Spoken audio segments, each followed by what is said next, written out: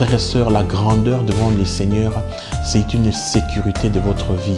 La grandeur devant le Seigneur, c'est une vie chrétienne réussie.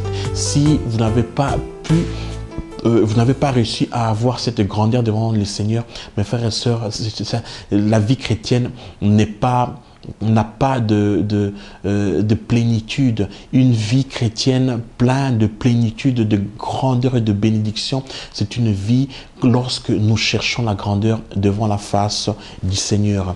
J'aimerais lire un verset biblique, et c'est dans l'évangile de Jean, le chapitre 6, le verset 15.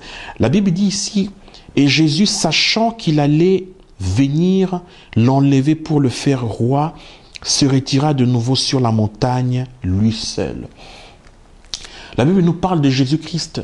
Les gens ont vu que Jésus était un homme qui avait du succès. Les gens ont vu que Jésus-Christ était un homme qui opérait des miracles, qu'au travers de lui, il y avait la puissance des dieux qui se manifestait. Et les gens le suivaient partout, ils parcouraient les villes, les villages. Les gens suivaient Jésus-Christ. Donc Jésus-Christ était une personnalité forte, était une personnalité qui opérait des miracles. Et lorsque les gens du monde voient une personne qui a du succès, qui réussit dans sa vie, mes frères et sœurs, les gens ont cette tendance de pouvoir idéaliser la personne, de pouvoir, disons, commencer à adorer l'homme, à commencer à pouvoir le mettre à part, à pouvoir le voir comme un Dieu. Donc, et c'est ce qui est arrivé dans la vie de Jésus. Donc Jésus, quand les gens ont vu qu'il opérait des miracles, les gens voulaient l'enlever pour le faire roi. Ils voulaient l'enlever pour qu'il devienne roi. Mais la Bible nous dit ici que Jésus se retira de nouveau sur la montagne lui seul. Jésus, au lieu d'accepter cette royauté, mais Jésus se retirait. Il est allé se cacher. Il se retirait. La Bible dit, il est allé seul dans la montagne. Mes frères et sœurs, devenir roi dans ce monde, comme le voit ce monde, ce n'est pas une mauvaise chose. Devenir roi, c'est avoir l'influence dans ce monde. Devenir roi, c'est avoir la supériorité, avoir la suprématie, la noblesse. Devenir roi, c'est avoir de l'influence dans ce monde. Aujourd'hui, quand on voit les gens qui veulent être élus comme président, ils utilisent tout.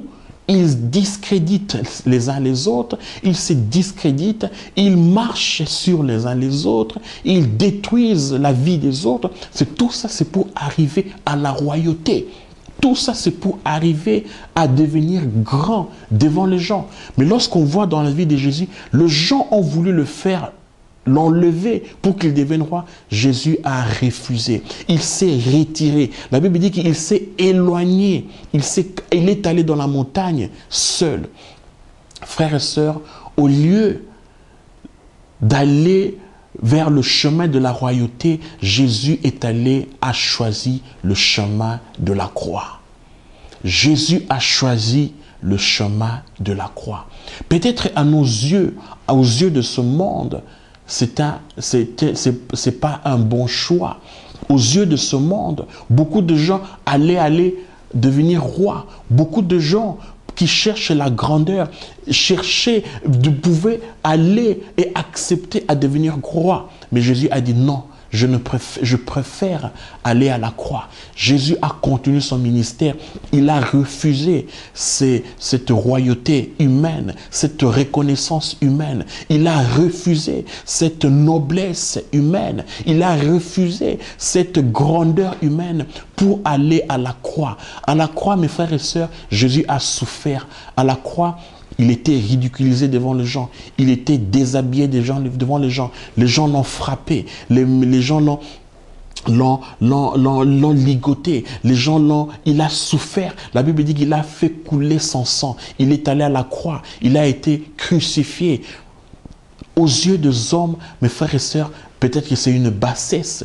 Aux yeux des gens de ce monde, c'est une souffrance. Aux yeux des gens de ce monde, c'est c'est être humilié devant les gens. Mes frères et sœurs, mais aux yeux de Dieu, c'est une grandeur. Aux yeux de Dieu, c'est la grandeur, c'est la suprématie, c'est la noblesse. Aux yeux de Dieu, c'est une supériorité. Mes frères et sœurs, quel est votre choix?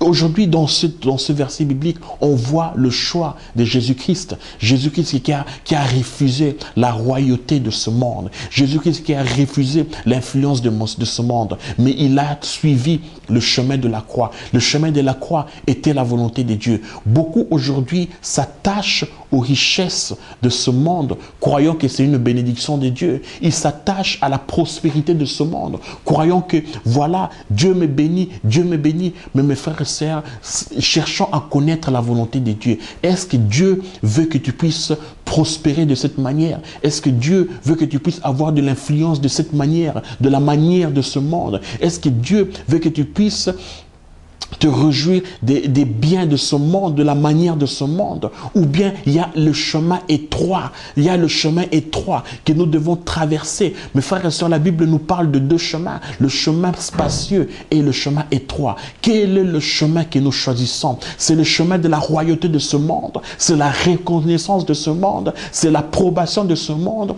ou bien c'est le chemin étroit, c'est lorsque nous traversons des moments difficiles, en marchant devant le Seigneur, lorsque des fois nous trébuchons, nous élevons, mais nous cherchons à toujours lui être agréable. Nous cherchons à toujours être agréable devant Dieu. Nous cherchons sa grandeur. Nous cherchons la supériorité devant la face de Dieu. Nous cherchons la sainteté, la sanctification, la repentance. Nous marchons devant la face de Dieu. Quelle est la grandeur, frères et sœurs, que nous cherchons? Quelle est la grandeur, frères et sœurs, qui a beaucoup plus de valeur à nos yeux?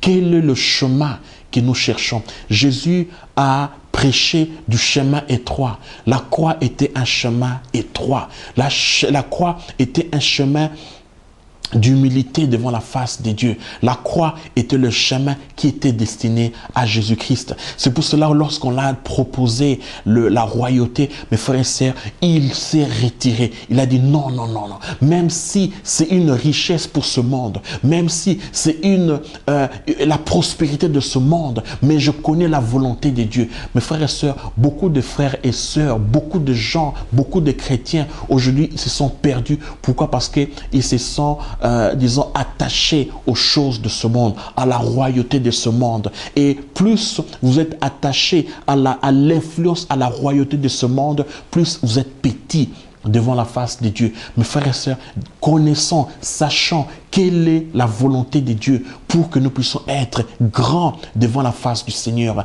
avoir une grandeur devant sa face, avoir du respect devant le ciel, que le ciel nous reconnaisse, que le ciel se réjouit, que le ciel se réjouit du fait que nous vivons dans ce monde. Frères et sœurs, devenons grands devant la face du Seigneur Jésus-Christ, devenons grands devant la face de Dieu. Jésus a suivi le chemin de la croix, un chemin qui est la croix. Il est devenu grand, il a souffert pendant un temps. Mes frères et sœurs, la Bible dit que au nom de Jésus-Christ, que Dieu l'a souverainement élevé. Jésus était humilié, Jésus était rabaissé, il était rabaissé devant la face de gens, mais devant la face de Dieu, il était élevé. Mes frères et sœurs, en fin de compte, dans son ministère, quand il est ressuscité, la Bible dit que Dieu l'a élevé, a élevé son nom, l'a souverainement élevé. Et aujourd'hui,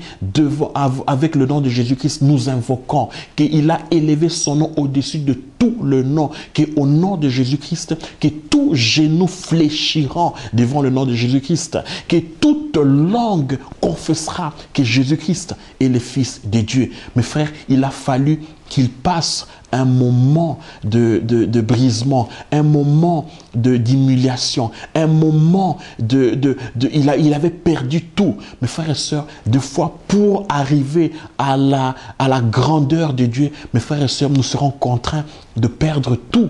tout ce qui est grandeur de ce monde, tout ce qui est reconnaissance de ce monde, les gens vont vous rejeter, les gens vont vous mépriser, les gens vont vous humilier, les gens vont vous écraser. Mais cherchez toujours la grandeur de Dieu. Ne voyez pas comment les gens reconnaissent et vous reconnaissent, vous apprécient ou vous ne vous appréciez pas. Cherchez la grandeur de Dieu. Cherchez la suprématie devant sa face. Marchez devant sa face. Vous êtes humilié, mais vous continuez le chemin. Vous êtes oublié, vous continuez le chemin. Vous êtes méprisé, vous continuez le chemin. Vous êtes injurié, vous êtes rejeté, mais vous continuez. Pourquoi? Parce que vous aimez les Seigneurs. Parce que dans votre cœur, il y a l'amour pour les Seigneurs. Vous êtes grand devant la face de Dieu. Mes frères et sœurs, cette humiliation, ce rejet, cet oubli, c'est temporaire. Les choses vont changer. Les choses vont se développer. Les choses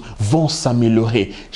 Accrochez-vous au Seigneur. Devenez grand devant sa face. Même si aujourd'hui les gens ne vous reconnaissent pas, mais ce qui est important, c'est que Dieu vous reconnaît.